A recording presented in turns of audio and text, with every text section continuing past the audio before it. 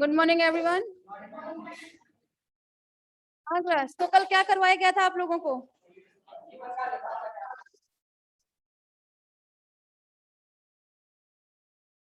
कल जो लिखवा दिया था वो उसके आगे से स्टार्ट करेंगे हम, उसका पीछे का छोड़ें आप, ठीक है? एक सेकंड मुझे दिखाइए प्लीज। स्ट्रक्चर, लाइफ स्पान, सब चीज लिखवा दी थी ना। संरचना, ऊर्जा, निर्माण, जीवन काल। ठीक है, आज से आपका स्टार्ट होगा WBC। ठीक है, तो देखिए क्लास, आज से हम लोग अपना स्टार्ट करने वाले हैं WBC। WBC मतलब व्हाइट ब्लड कॉर्पल्सेस या सेल। इसको हम एक टर्म और देते हैं, क्या होता है? ल्यूकोसाइट्स। ठीक है, तो देखिए क्लास, अगर हम लोग बात करें, अच्छा अब जो भी मैं यहाँ लिख दूंगी ना, ये चीज आप लोगों को नहीं लिखनी अपने में, आप लोगों को स्पेशल लिखवाई जाएगी, ठीक है ना? तो देखिए, अगर हम लोग बात करें ल्यूकोसाइट के बारे में, तो एक तो ल्यूकोसाइट जो होते हैं ये कैसे होते हैं? केंद्रक विहीन या केंद्रक युक्त? युक्त होते हैं। इनमें केंद्रक पाया जाता है, कहने की बात ये है, ठीक है? WBC में केंद्रक पाया जाता है, यानी कि ये इसमें प्रेजेंट है, ठीक है? केंद्रक क्या होता है? इसमें पाया जाता है, लेकिन केंद्रक के साथ साथ यहाँ पर सेंट्रियोल भी पाया जाता है। क्या पाया जाता है? सेंट्रियोल। सेंट्रियोल आप लोगों ने फर्स्ट ईयर में साइटोलॉजी में पढ़ा होगा, जब आपको माइटोसिस मियोसिस पढ़ाई जाती है, याद है कि नहीं? समसूत्री विभाजन और अर्धसूत्री विभाजन। तो सेंट्रियोल की उपस्थिति की वजह से आपकी जो ल्यूकोसाइट होती है उसमें समसूत्री विभाजन होता है, ठीक है? दूसरी खास बात ल्यूकोसाइट की कि ये अपना जो आकार है वो बदल सकता है, ठीक है ना? आकार जो है वो बदल सकता है।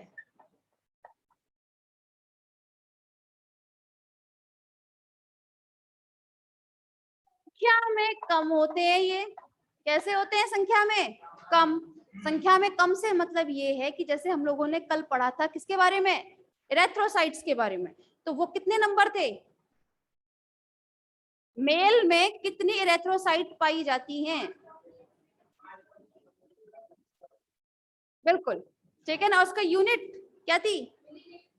पर मिलीमीटर क्यूब, ठीक है ना? अगर हम उसके कंपैरिजन में देखें तो ल्यूकोसाइट की जो काउंट होती है सिर्फ और सिर्फ 6000 से 10,000 पर मिलीमीटर क्यूब होती हैं, ठीक है? कितनी होगी ये लिखना नहीं है अब, ठीक है? लिखवाया जाएगा। समझ में आया?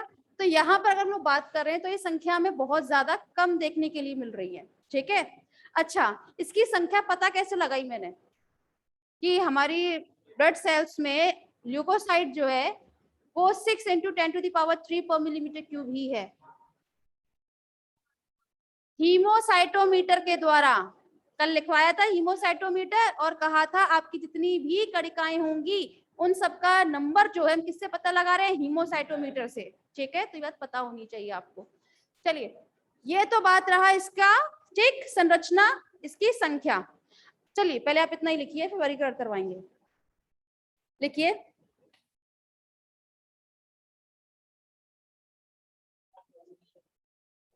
ये RBC की अपेक्षा काफी बड़ी, काफी बड़ी, अनियमित, काफी बड़ी, अनियमित एवं परिवर्तनशील आकार, परिवर्तनशील आकार, कौमा, संख्या में कम तथा, संख्या में कम तथा केंद्रक युक्त होती हैं।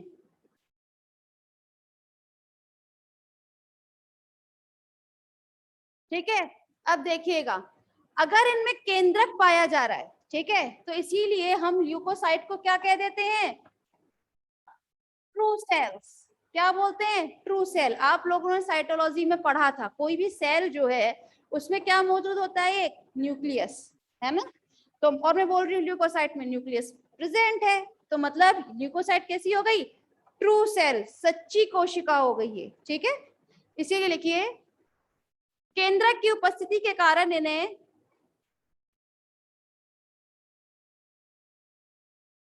वास्तविक कोशिका कहा जाता है।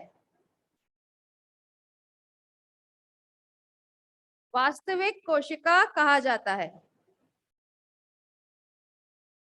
संरचना,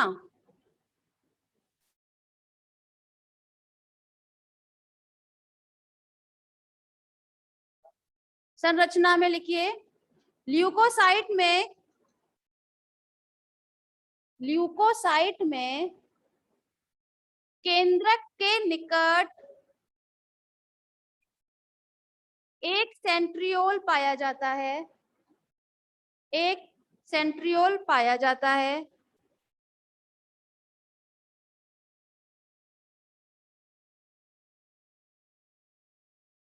इन कोशिकाओं में समसूत्री विभाजन,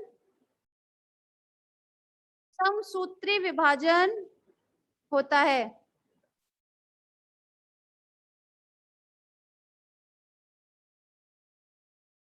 ठीक है, नेक्स्ट हेडिंग संख्या, संख्या। सामान्य व्यक्तियों में इनकी संख्या, सामान्य व्यक्तियों में इनकी संख्या 6000 से 10,000 पर मिलीमीटर क्यूब होती है। ठीक है,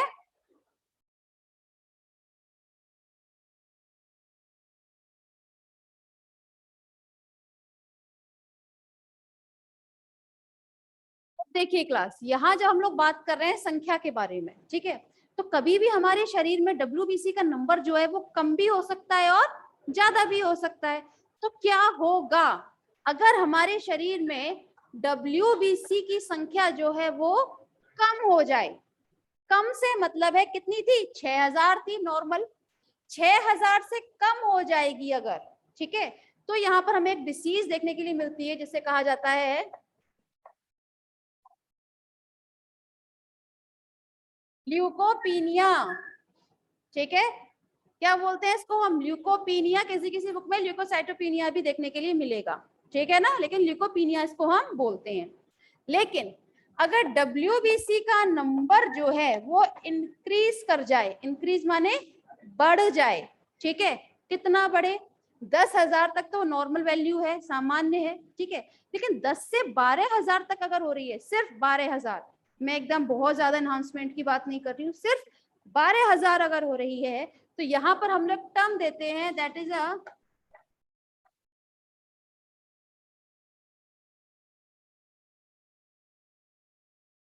ल्यूकोसाइटोसिस। क्या बोला जाता है, ल्यूकोसाइटोसिस। ठीक, लेकिन अगर WBC का नंबर जो है वो बहुत ज्यादा बढ़ रहा है, एकदम अनियमित आकार से, एकदम एबनॉर्मल, इसमें एनहांसमेंट होता जा रहा है, बहुत ज्यादा बढ़ गया अगर, ठीक है ना, 12,000 से भी बहुत ज्यादा अगर हो गया, तब वहां पर हम एक टर्म देते हैं जो आप लोगों ने सुना भी होगा, इट इज अ ल्यूकेमिया। ठीक है, ल्यूकेमिया क्या होता है, ब्लड कैंसर, आप सब जानते हैं ना, तो वो ल्यूकेमिया ही होता है, ब्लड कैंसर। ठीक है ना, तो ब्लड कैंसर कब होगा, जब हमारी बॉडी में WBC का जो नंबर है वो बहुत ज्यादा इंक्रीज कर जाए, है ना। तो किसी की भैया अति भी बुरी होती है, कम तो बुरी है ही, साथ में अति भी हर चीज की बुरी होती है, तो यहाँ WBC के उससे अति अगर होती है तो हमें ल्यूकेमिया देखने के लिए मिलेगा। ठीक है, नेक्स्ट हेडिंग लिखिए आपने संख्या, आगे लिखिएगा WBC की संख्या में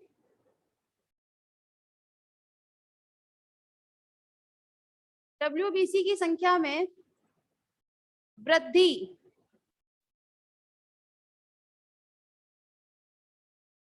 ब्रैकेट में 12,000 तक, 12,000, ठीक है, और लिख लीजिएगा ल्यूकोसाइटोसिस डैश करके, उसको हम क्या कह रहे हैं, ल्यूकोसाइटोसिस।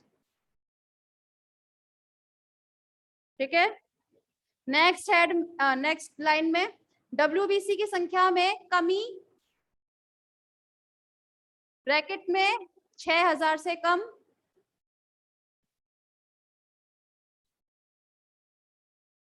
छह हजार से कम, और लिख लीजिए ल्यूकोपीनिया, ल्यूकोपीनिया लिखा है ना इसके ऊपर, ल्यूकोपीनिया। ठीक, थर्ड लाइन में लिखिएगा डब्ल्यूबीसी की संख्या में असामान्य तौर पर वृद्धि, असामान्य तौर पर वृद्धि, और डैश करके लिख लीजिएगा फिर ल्यूकेमिया, ल्यूकेमिया। ठीक है, लिख लिया ना सभी स्टूडेंट्स ने, लिख लिया, गुड। चलिए अब हम लोग इंपॉर्टेंट चीज के बारे में बात करेंगे, वो होता है आपका इसका वर्गीकरण। हेडिंग लिख लीजिएगा वर्गीकरण।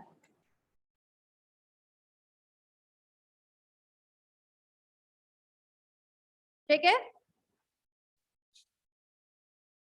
वर्गीकरण में अगर हम बात करें तो डब्ल्यूबीसी को हम जनरली दो पार्ट्स में डिवाइड करते हैं।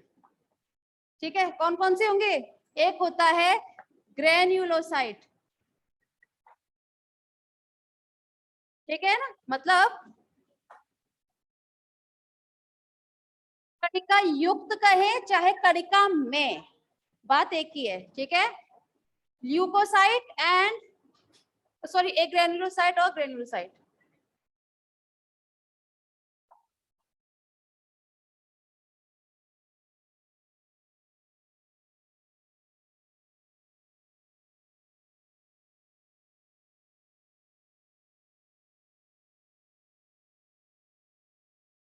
लिख लीजिएगा, प्रॉपर टाइम में दे दूंगी। ठीक है, या चलिए बनाते जाइए आप मेरे साथ साथ।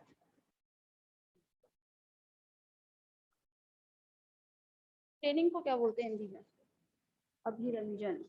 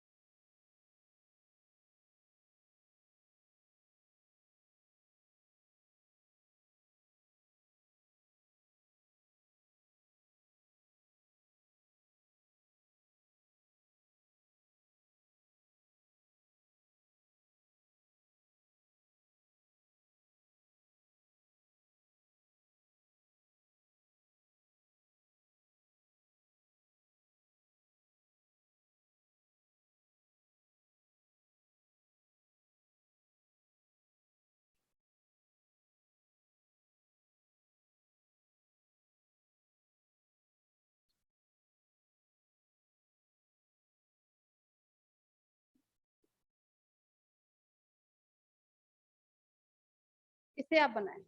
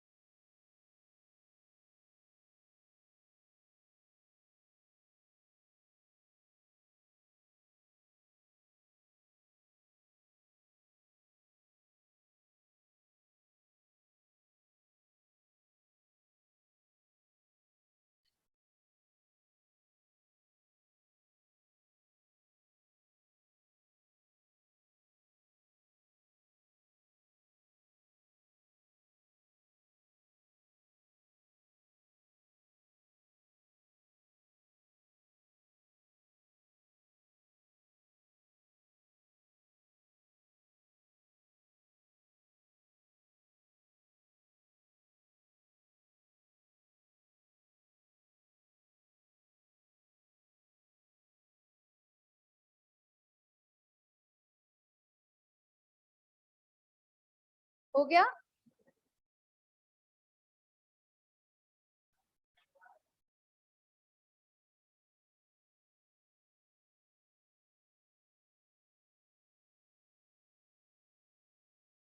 क्लियर सभी स्टूडेंट्स ने? गुड।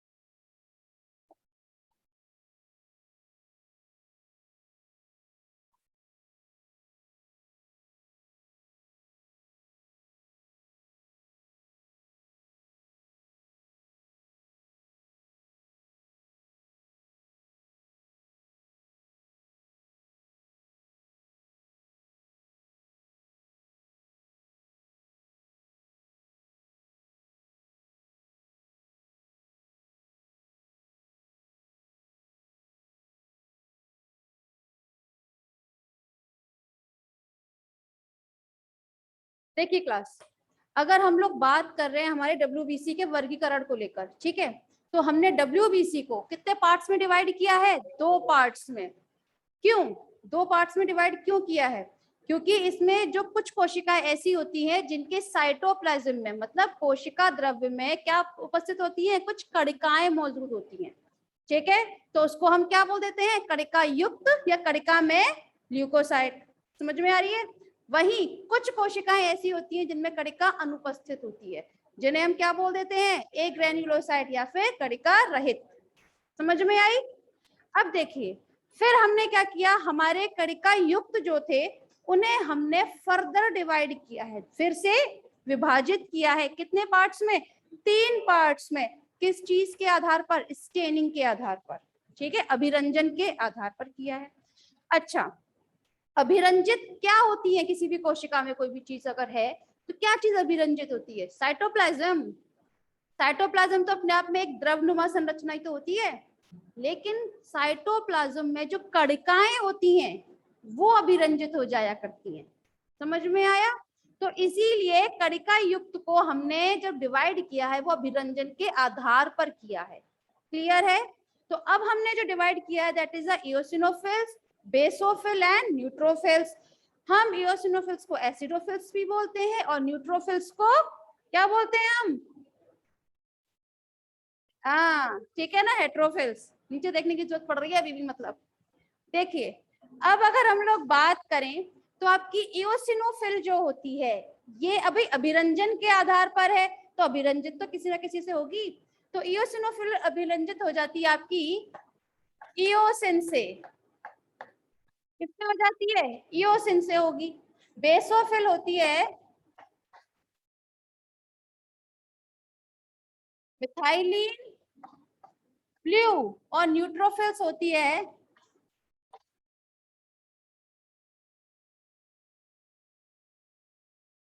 न्यूट्रल अभिरंजन। बोलूं या उदासीन, बात एक ही है, ठीक है।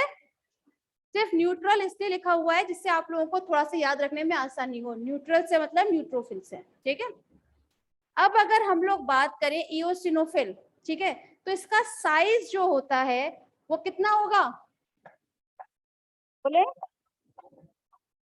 10 से 15 म्यू। बेसोफिल का 10 से 15, और इसका 8 से 12, या किसी किसी में 10 से 8 से 15 भी देखने के लिए मिलेगा, ठीक है ना। मैं यहाँ 12 म्यू लिख रही हूँ, ठीक। इसका जीवन काल, ठीक, इओसिनोफिल का जो जीवन काल होता है वो होगा कुछ 8 से 12 दिन, ठीक। बेसोफिल्स का होता है 12 से 15 दिन, और न्यूट्रोफिल्स का सबसे कम देखने के लिए मिलेगा 2 से 3, या किसी किसी बुक में 4 दिन, उससे ज्यादा नहीं, ठीक है। क्योंकि 5 दिन में तो हमारी जितनी भी कोशिकाएं होंगी ना न्यूट्रोफिल्स, वो टूट कर दोबारा से नहीं बन जाती हैं, उनका रिन्यूअल हो जाता है 5 दिन में। तो समझ में आ रही है? तो ज्यादा से ज्यादा 4 दिन तक आप लोग देखेंगे, लेकिन किसी किसी बुक में 2 से 3 या 2 से 4, बस 5 भी नहीं मिलेगा। ठीक है, 2 से 3 दिन का इसका न्यूट्रोफिल्स होता है। अच्छा, अब हम लोग बात करें अगर इओसिनोफिल की, तो इओसिनोफिल टोटल नंबर की 1 से 4% होती है। ठीक, बेसोफिल होगी 0.5 से 4%। न्यूट्रोफिल सबसे ज्यादा अमाउंट में हमारी बॉडी में मौजूद होती है, दैट इज 60 से 70%। क्लियर है? एक खास बात और समझिएगा, यहाँ जो हमने एक बात बोली थी स्टार्टिंग में WBC के बारे में, तो ये कहा था कि WBC के उसमें क्या मौजूद होता है, एक केंद्रक। ठीक है, केंद्रक की मौजूदगी की वजह से ये जो इओसिनोफिल है, बेसोफिल से या फिर न्यूट्रोफिल, इनका जो केंद्रक होता है या तो वो किडनी शेप का होगा, किस शेप का होता है, या फिर एस आकार का होता है। समझ में आया? कहने की बात ये है कि ये जो 3 कोशिकाएं हैं, इनका केंद्रक जो है, समझ में आ रही है, इनका केंद्रक जो है वो कुछ पिंडों से मिलकर बना होता है। पिंड मतलब लोब।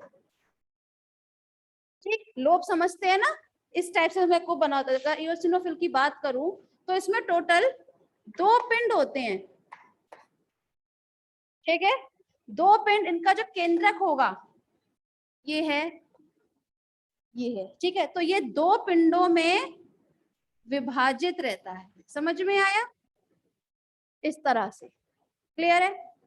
अगर हम बात करें बेसोफिल के बारे में, तो इसमें पिंडों की संख्या जो है वो 2 से 3 हो सकती है। मतलब कुछ कुछ बेसोफिल में तो 2 होगी, लेकिन कुछ बेसोफिल में 3 पिंड भी हमें देखने के लिए मिलेंगे। पिंड मतलब न्यूक्लियस को ही डिवाइड किया हुआ है। समझ में आया? न्यूट्रोफिल्स जो होती हैं, ठीक है, न्यूट्रोफिल्स होंगी, इसमें 2 से लेकर 5 पिंड होते हैं इसमें। क्लियर है? 5 पिंड इसमें मौजूद होते हैं। फिर तो समझ में आ रहा होगा। अब एक खास बात, इसमें 2 थे, इसमें 2 से 3 और इसमें 2 से 5, तो इसीलिए यहाँ पे पिंडों से मिलकर बना होता है ना न्यूक्लियस, इसीलिए यहाँ पर हम इन तीनों ही प्रकार की कोशिकाओं को एक नाम देते हैं, polymorpho nuclear sales.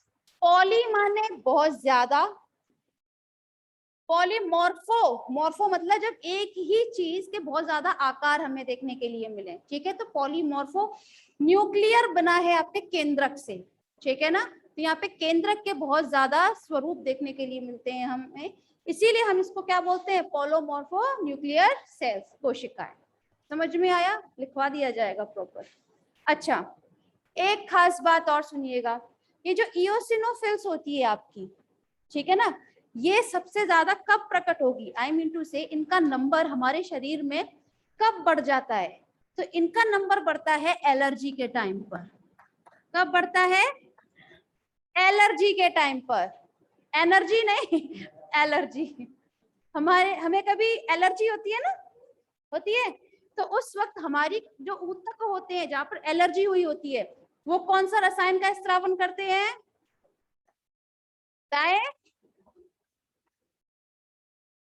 Histamine.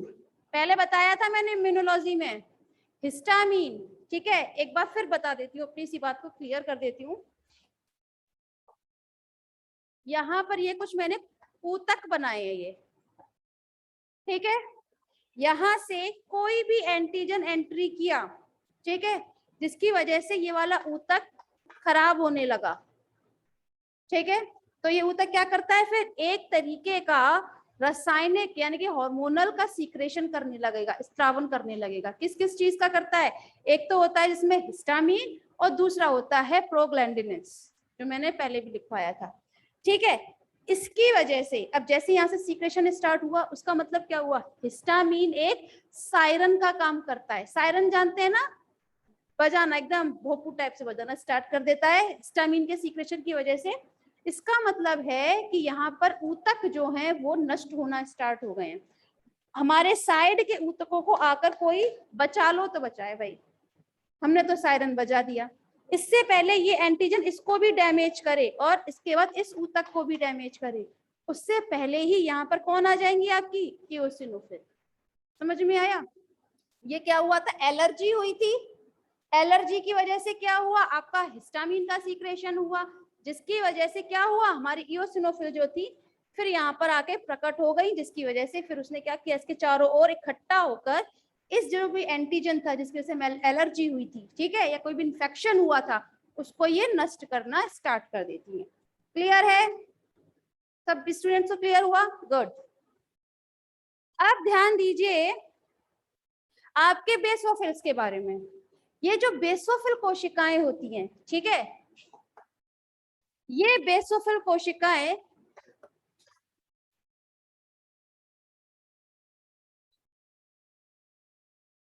Serotonin व हिस्टामीन, इनके अंदर क्या पाया जाता है, सेरोटोनिन पाया जाता है और हिस्टामीन पाया जाता है। ठीक है, अपनी बात को फिर रिपीट कर रही हूँ, ये जो बेसोफिल्स होती है इसके अंदर क्या मौजूद होगा, सेरोटोनिन होगा और हिस्टामीन मौजूद होगा। अब क्वेश्चन आता है ये क्या होता है, मुंह धोकर आए आप, चलें। ठीक, सेरोटोनिन क्या होता है, आप लोगों ने सुना होगा, बहुत से लोग डॉक्टर के पास जाते हैं, ये बोलते हैं कि मुझे रात को नींद नहीं आती है, या कुछ बोलते हैं हमें बहुत ज्यादा तनाव है, डिप्रेशन के शिकार होते हैं। ठीक है, तो उस दौरान डॉक्टर क्या करता है, इस सेरोटोनिन नाम का एक हार्मोन होता है हमारे शरीर में, ठीक है, तो हार्मोन से युक्त कुछ मेडिसिन प्रिस्क्राइब करता है वो उसको, ठीक है, जिसकी वजह से होता क्या है, वैसे तो हालांकि इसको हम सेक्शन बी में भी स्टडी करेंगे बहुत अच्छे से। हमारा जो नर्वस सिस्टम होता है, ठीक है, नर्वस सिस्टम की जो यूनिट होती है क्या होती है, न्यूरॉन, न्यूरॉन होती है। तो न्यूरॉन के द्वारा यहाँ पे एक न्यूरॉन दूसरे न्यूरॉन से कनेक्ट करती है, इस तरह से जुड़ती कभी नहीं है, थोड़ी दूरी पर ही होती है। ठीक है, तो यहाँ पर जब सेरोटोनिन नाम का हार्मोन जब सीक्रेट होता है तो एक न्यूरॉन दूसरे न्यूरॉन से बहुत आसानी से कम्युनिकेट कर लेती है, बात कर लेती है कि ठीक है जो भी हम लोग सोच रहे हैं, हमें खुशी हो रही है तो हमारी खुशी पूरे चेहरे पे जाहिर हो रही है, मैं राइट? ठीक, तो ये चीज कम्युनिकेट कर जाती है एक न्यूरॉन से दूसरे, दूसरे से तीसरे, तीसरे से चौथे। ठीक है, लेकिन कभी कभी क्या होता है, अगर सेरोटोनिन का हार्मोन जो है वो एक न्यूरॉन से एक न्यूरॉन पर ही रह गया, आगे गया ही नहीं, ठीक है ना, सेरोटोनिन का स्रावन थोड़ा कम हो गया अगर हमारे शरीर में, तो क्या होगा, हमें तनाव होने लगता है, बहुत ज्यादा डिप्रेशन में चले जाते हैं। इसीलिए जो इंसान डिप्रेशन में होता है ना, उसको आप कितनी भी अच्छी खबर सुनाओ वो इतना जल्दी खुश नहीं होता, क्योंकि वो उसके न्यूरॉन होते हैं वो एक दूसरे से कम्युनिकेट नहीं कर पाते, डिप्रेशन की वजह से उसको रात को नींद नहीं आती। इसलिए जो भी ऐसे पेशेंट होते हैं जिनको तनाव होता है या फिर नींद न आने की बीमारी होती है, उसको हमेशा से सेरोटोनिन नाम के हार्मोन की वो दी जाती है गोलियां। समझ में आ रही है सेरोटोनिन क्या है? क्लियर है? वही अगर हम लोग बात करें हिस्टामीन, तो वो तो हम लोग ऑलरेडी बात कर चुके थे।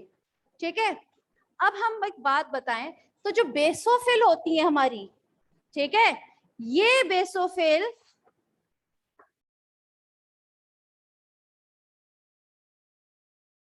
हिपेरिन का उत्पादन करती हैं। क्या करती हैं? हिपेरिन का उत्पादन करती हैं। क्वेश्चन यहाँ पर आता है हिपेरिन क्या है, किसी ने सुना है ये टर्म? फर्स्ट ईयर में सुनाया था मैंने, जोंक के टाइम पर। बताएं क्या होता है हिपेरिन?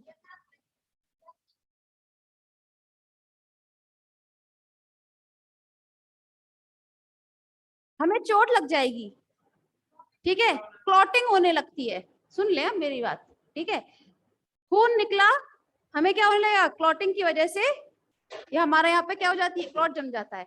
फिर ब्लड, हमारे शरीर में जो आपकी रक्त वाहिनियां होती हैं, ठीक है ना, ब्लड कैपिलरीज जो है, केशिकाएं जो है, उनमें क्लॉटिंग क्यों नहीं होती? ब्लड है, बाहर निकल रहा है तो क्लॉटिंग हो रही है, तो अगर ब्लड से ही आपकी क्लॉटिंग हो रही है, तुम्हारी ब्लड वेसल्स में या ब्लड कैपिलरीज में क्लॉटिंग क्यों नहीं हो रही है, स्कंदन की प्रक्रिया क्यों नहीं हो रही है? उसका मेन रीजन होता है हिपेरिन। हमारे शरीर में जो ब्लड कैपिलरीज होती है ना, उनमें हिपेरिन बहता है साथ के साथ, ब्लड के साथ के साथ, जो एक तरीके का एंटीकोगुलेंट होता है। एंटीकोगुलेंट से मतलब ये प्रतिस्कंदन होता है, जो मतलब क्लॉटिंग होने नहीं देगा। समझ में आया? अगर हमारे शरीर में हेपेरिन की कमी हो जाएगी तो हमारे ब्लड हमारे अंदर ही, हमारे शरीर के अंदर ही क्लॉट होना स्टार्ट हो जाएंगे। समझ में आ रही है? लेकिन हेपेरिन की प्रेजेंस की वजह से हमारे शरीर में ब्लड कैपिलरीज में कभी भी क्लॉटिंग नहीं होती, वो हमेशा बाहर खून निकलता है तभी क्लॉटिंग होगी। समझ में आया? तो हेपेरिन क्या होता है? प्रतिस्कंदक होता है। क्लियर? कोई परेशानी?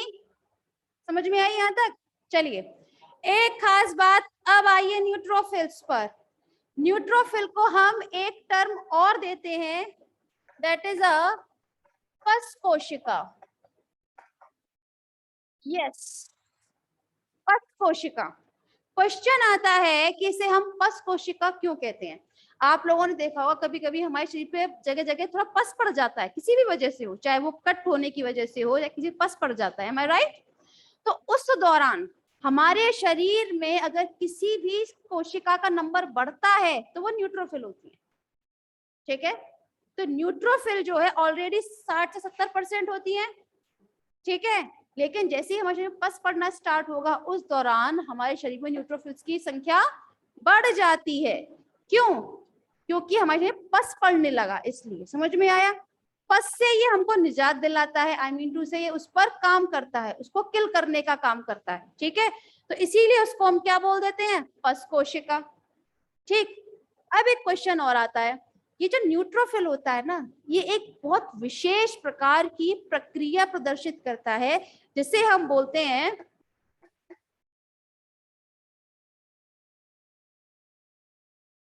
डाईपेडेसिस। ठीक है? क्या होता है? डाईपेडेसिस। ठीक है? अब देखिए क्लास, या तो आप लोगों को ये लिखना है तो लिखना चाहे लिख लीजिए, वरना मैं वैसे लिखवाऊंगी फिर पैराग्राफ में।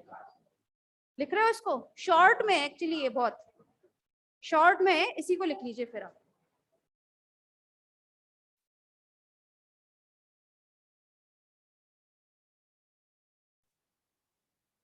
तो इस तरह लिखिएगा, अभिरंजन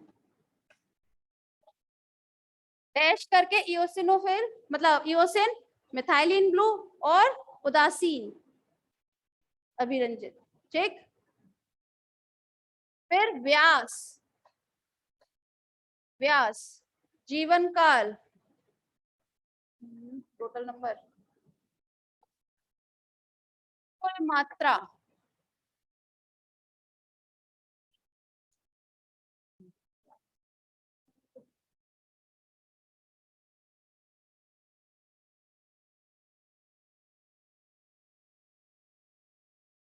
केंद्रक का विभाजन,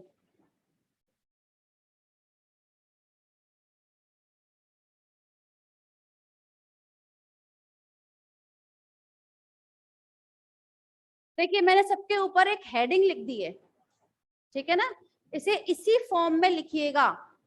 जैसे इओसिनोफिल लिख रहे हैं, पहले सुन लीजिए मेरी बात।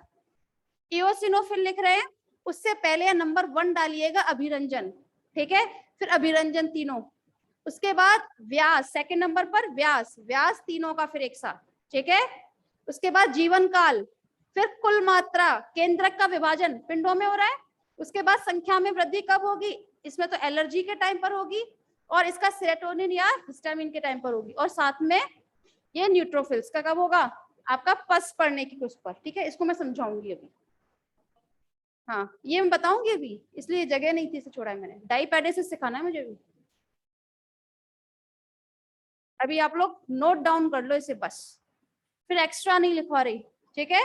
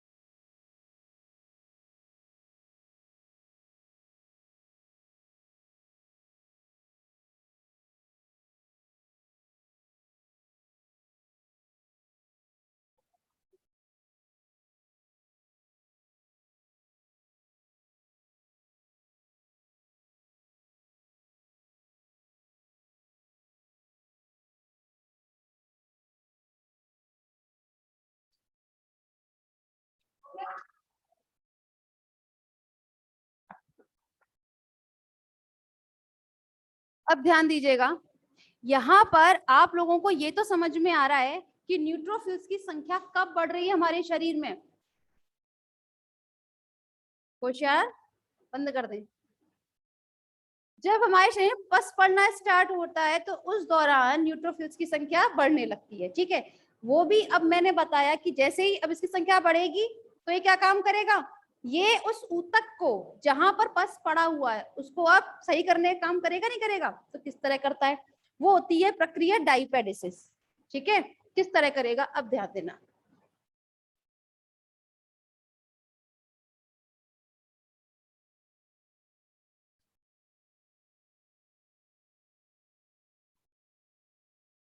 ये आपके ऊतक है, सपोज कीजिए, ठीक है। यहाँ पर पस पड़ना स्टार्ट हुआ आपके एक ऊतक पर, ठीक है।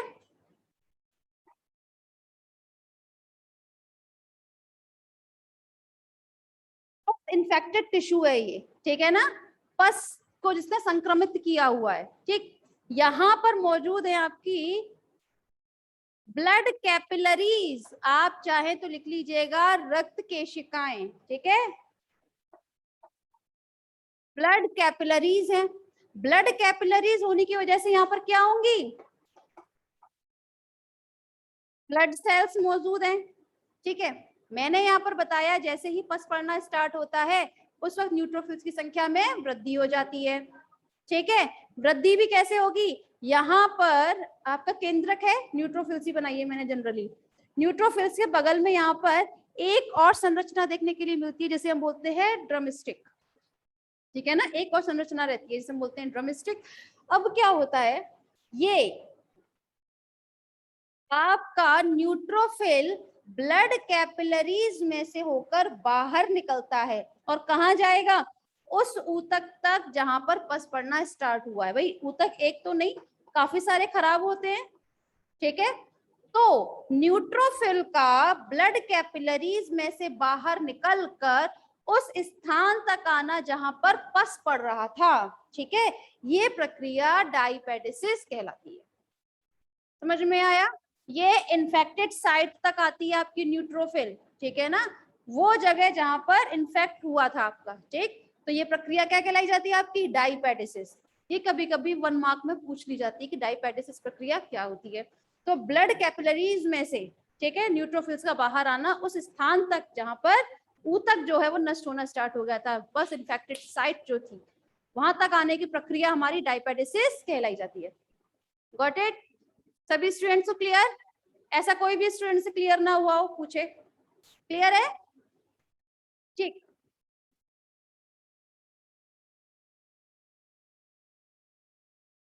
तो क्लास यहाँ कंप्लीट होता है आपका WBC के वर्गीकरण का एक तरफ, ठीक है ना, पॉलीमॉर्फोन्यूक्लियोसाइड जो थी आपकी वो यहाँ कंप्लीट होती हैं।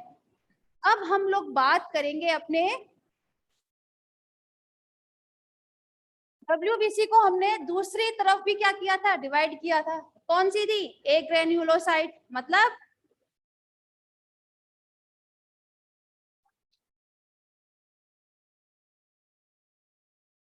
कणिका में WBC, ठीक है। अब ध्यान दीजिएगा, मैंने स्टार्टिंग में ही कहा था कि जिसके साइटोप्लाज्म में कणिका है तो वो तो अभिरंजित हो जाएंगी, कणिकाएं तो अभिरंजित होती हैं, इसमें तो है ही नहीं कणिका, ठीक है, तभी तो इसको हम क्या बोल रहे हैं, अकणिका में। ए मतलब अनुपस्थित है ये, ठीक है, एब्सेंटीज है इसमें कणिकाओं की, क्लियर है। इसे फिर हमने कितने पार्ट्स में डिवाइड किया था, 2 पार्ट्स में, कौन कौन से होते हैं,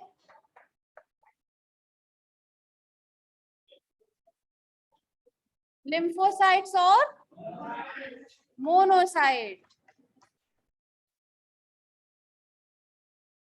ठीक है। पहली बात तो ये होता है क्लास कि इसे जो हमने वर्गीकृत किया हुआ है वो किस चीज के आधार पर किया है, केंद्रक का आकार और साथ में केंद्रक की स्थिति। जैसे ये आपकी कोई भी ए ग्रेन्युलोसाइट है, ठीक है, इसमें अगर केंद्रक बीच में उपस्थित है, ठीक है, तो कौन सा हो जाएगा, लिम्फोसाइट, ठीक।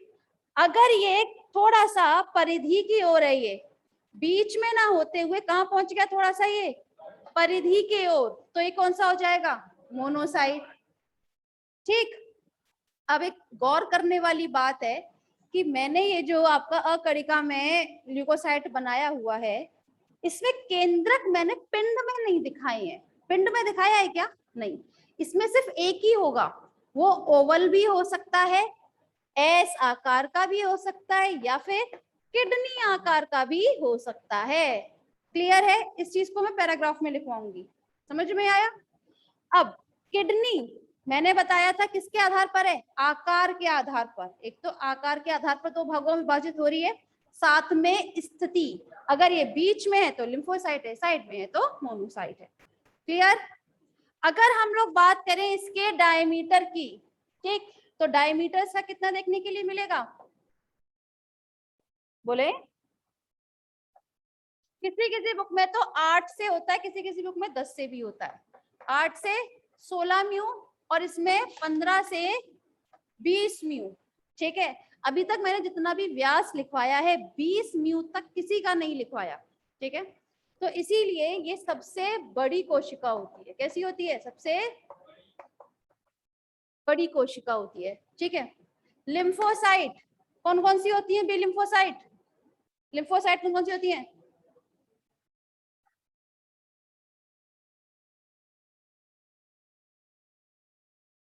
बी लिम्फोसाइट और टी लिम्फोसाइट। ठीक है, मोनोसाइट्स तो आप लोग जानते ही हैं। अगर हम बात करें संख्या की, ठीक है, तो लिम्फोसाइट का जो नंबर होता है वो सबसे ज्यादा होता है। जैसे अकड़िका में कितनी होती है, 25 से 30% होती हैं, क्योंकि 70% तक तो आपकी ग्रेनुलोसाइट हो गई, न्यूट्रोफिल्स जो थी, इतना ही था ना, 60 से 70, तो बाकी की 25 से 30 क्या होती है, ये दोनों होंगी। ठीक, जिनमें से 20 से 25% तो आपकी लिम्फोसाइट होती हैं, बाकी 8, ठीक है, किसी किसी बुक में 6 भी हो सकती हैं, थोड़ा वेरी कर सकता है, तो 4 से 8% आपकी मोनोसाइट होती हैं। क्लियर है। वहीं अब आ जाए थोड़ा लिम्फोसाइट के बारे में बात कर लेते हैं। लिम्फोसाइट की उत्पत्ति कहाँ होती है,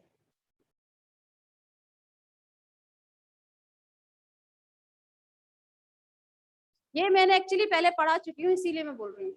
इम्यूनोलॉजी में पढ़ाया था मैंने, बी लिम्फोसाइट टी लिम्फोसाइट पढ़ाया था।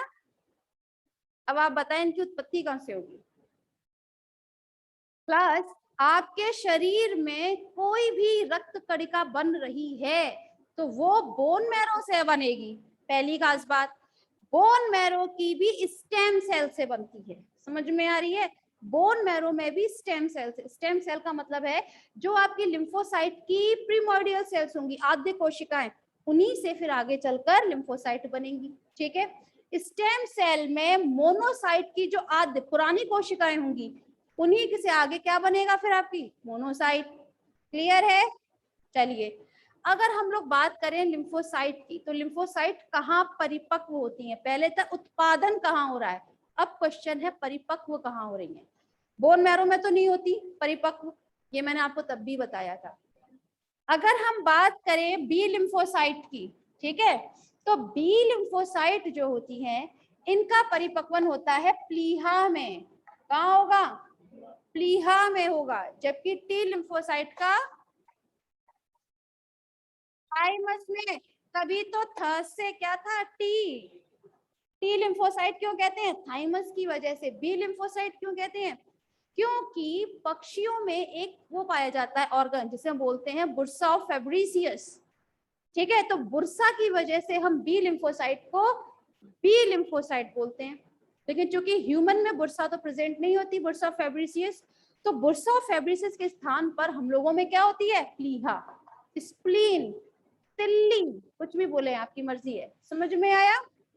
अच्छा, उस दौरान मैंने एक खास बात और बताई थी कि बी लिम्फोसाइट और टी लिम्फोसाइट, इनका मेन फंक्शन क्या होता है, एंटीबॉडीज का उत्पादन करना, बताया था।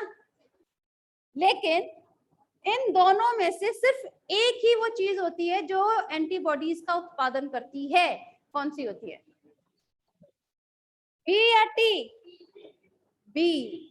बी लिम्फोसाइट ही वो होती है जो एंटीबॉडीज का उत्पादन करती है। टी लिम्फोसाइट कभी भी एंटीबॉडीज नहीं बनाती। ये क्या बनाती है? लिम्फोकाइंस। लिम्फोकाइन क्या होता है? एक तरीके का टॉक्सिक सब्सटेंस होता है, ठीक है ना, एक आविष प्रकार का पदार्थ होता है। जब से कोई हमारे शरीर में एंटीजन प्रवेश करेगा, वैसे ही कोई अगर एक रासायनिक प्रकार का टॉक्सिक सब्सटेंस जो है वो सीक्रेट हो रहा है तो उसको टी लिम्फोसाइट ही सीक्रेट करेगी, बी कभी नहीं करेगी। बी तो एंटीबॉडी बना रही है आपकी। क्लियर है? समझ में आ रही है कुछ चीज? गुड। अब आ जाइए आपने मोनोसाइट के बारे में। तो ये जो मोनोसाइट होते हैं इन्हें हम एक टर्म और देते हैं, दैट इज अ मैक्रोफेजेस। क्या बोलते हैं? मैक्रोफेजेस। मैक्रो क्यों बोलते हैं? एक तो ये साइज में बड़ी हो जाती है, ठीक है। हमारे शरीर में जैसे किसी एंटीजन ने प्रवेश किया, क्या होगा? मोनोसाइट जब बन रही है, ठीक है, तब उसको हम क्या बोल रहे हैं? मोनोसाइट। जैसे ये आपके ऊतक है, ठीक, यहाँ पर है आपकी ब्लड कैपिलरीज, ठीक, यहाँ पर है आपके मोनोसाइट। मोनोसाइट अगर ब्लड कैपिलरीज के अंदर है तो उसको हम क्या टर्म देंगे? मोनोसाइट, ठीक।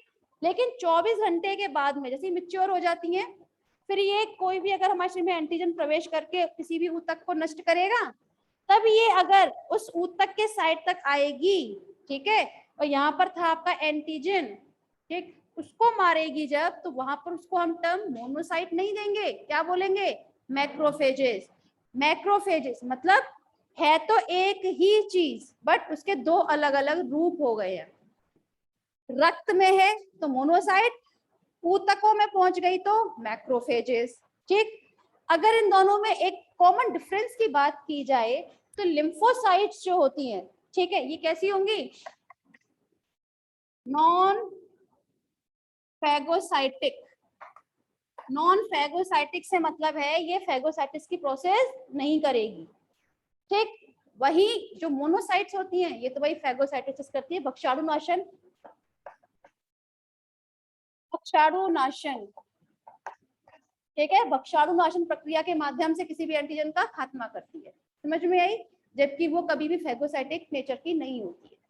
क्लियर है? ये फैगोसाइटिक नेचर की है और वो नॉन फैगोसाइटिक नेचर की है। किसी को भी इन दोनों में कोई कंफ्यूजन? क्लियर? चलिए, तो फिर थोड़ा सा इसी को लिखना चाहते हैं, इसी को लिख लीजिए आप। हेडिंग लिखे आप लिम्फोसाइट।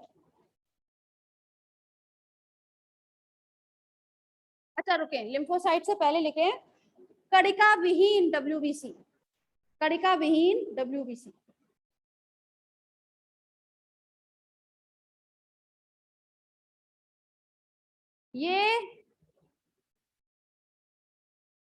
ये संपूर्ण ल्यूकोसाइट का 25 से 30% बनाते हैं। 25 से 30% बनाते हैं। इनके कोशिका द्रव्य में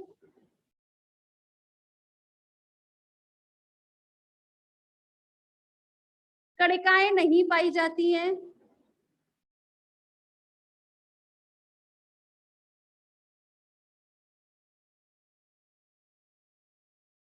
इनका केंद्रक अंडाकार या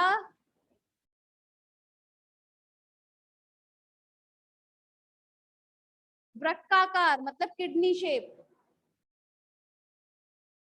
इनका केंद्रक अंडाकार या वृक्काकार होता है।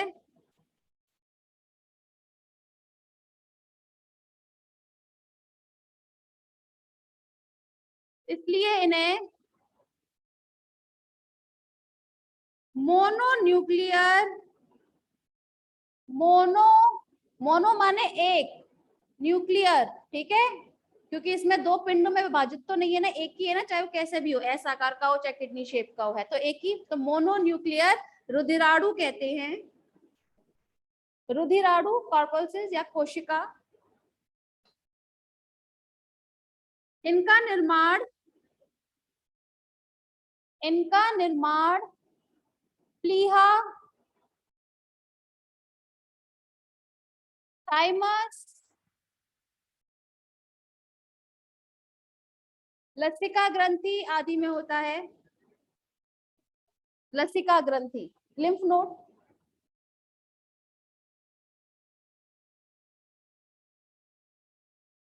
इन्हें दो भागों में बांटा जाता है। फर्स्ट है लिम्फोसाइट,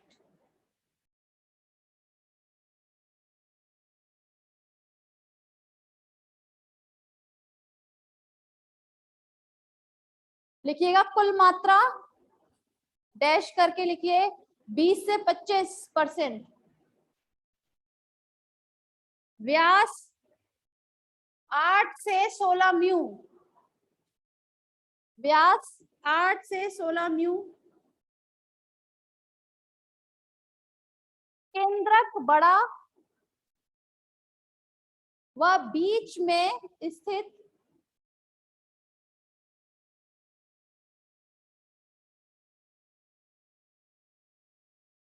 इनका प्रमुख कार्य एंटीबॉडीज का निर्माण करना होता है।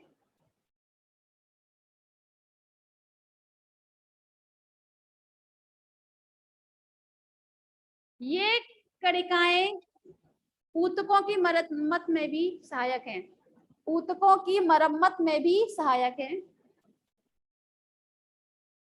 नेक्स्ट हेडिंग मोनोसाइट,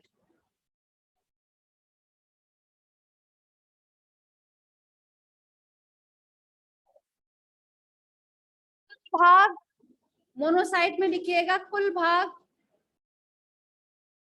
4 से 8%, 4 से 8%, व्यास 15 से 20 म्यू, इनका केंद्रक वृक्काकार व परिधि की ओर होता है।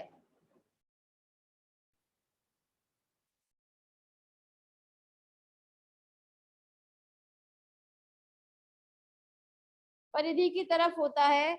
इनका प्रमुख कार्य, इनका प्रमुख कार्य शरीर में प्रवेश करने वाले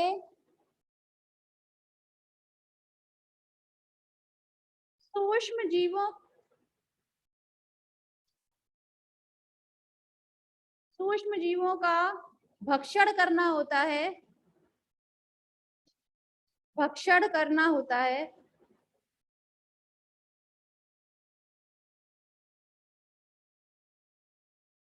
इन्हें अपमार्जक भी कहा जाता है, अपमार्जक भी कहा जाता है। अपमार्जक क्यों कहते हैं? क्योंकि जितनी भी हमारी शरीर में जो मृत कोशिकाएं होती हैं उनको भी ये हटाने का काम करता है, ठीक है ना, इसीलिए इसको हम क्या बोलते हैं, अपमार्जक। चलिए क्लास आज के लिए बस इतना ही, बाकी हम कल बात करते हैं।